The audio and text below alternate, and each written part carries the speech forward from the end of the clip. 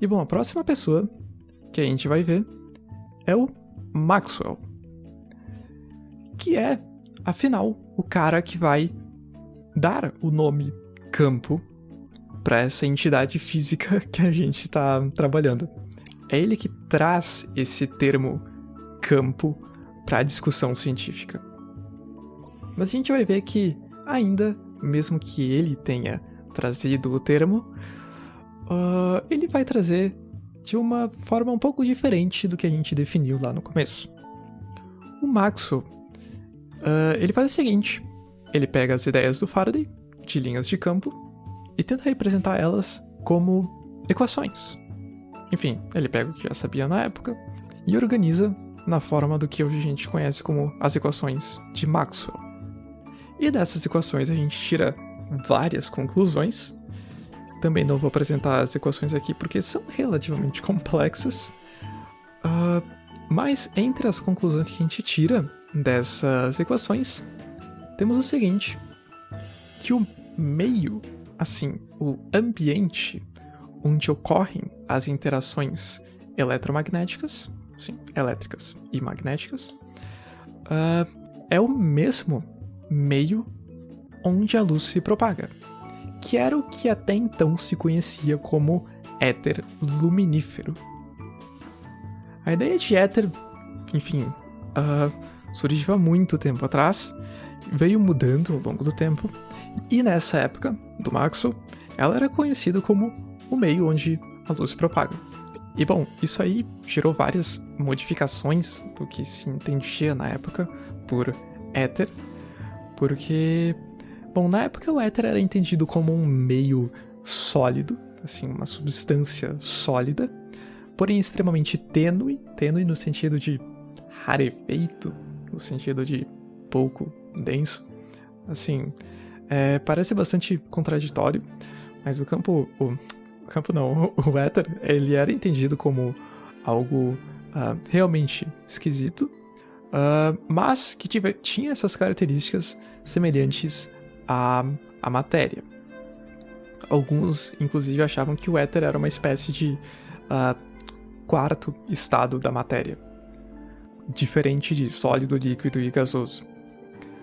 E se acreditava que o éter poderia permear tudo, assim, desde o espaço fora da Terra até o espaço na Terra, e através dos nossos corpos tudo estava permeado de éter. Então, sim, era uma ideia bastante especial, assim, era uma substância, seria uma substância bastante especial.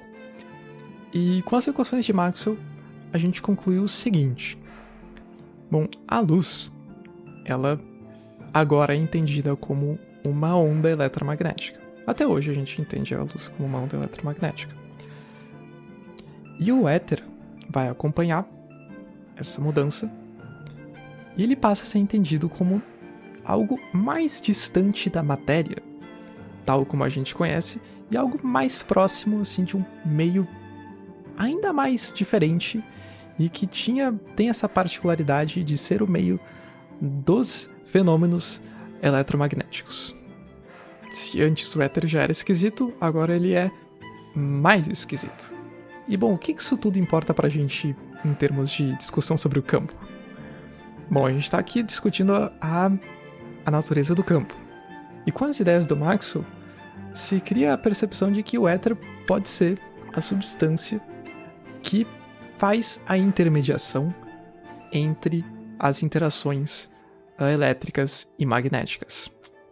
Por mais que seja uma substância que a gente não esteja conseguindo descrever muito bem, o éter nesse momento vai ser considerado uma substância que permeia todo o espaço e que de fato permite a propagação das interações elétricas e magnéticas. Mas a gente tem que ter muito cuidado, porque assim, o Maxwell, ele definiu o campo como uma porção do espaço na vizinhança dos corpos eletrificados, no caso do campo elétrico. E bom, isso não é exatamente o que a gente estava considerando campo até agora.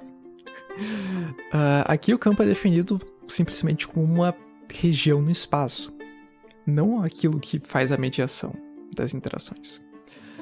Então, para os nossos objetivos, a natureza do campo, de acordo com as ideias do Maxwell, envolveria tanto o éter como o campo, seja elétrico ou magnético.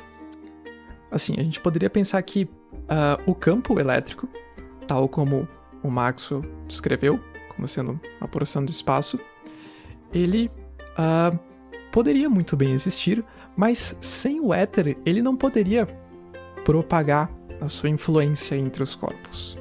O éter era o meio em que acontecem essas interações, e sem esse meio as interações não podem acontecer.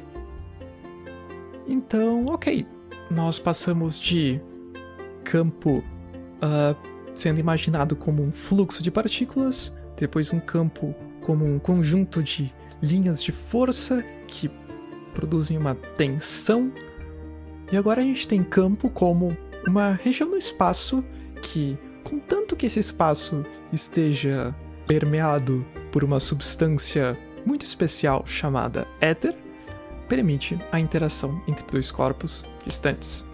Essa interação que é propagada pelo éter.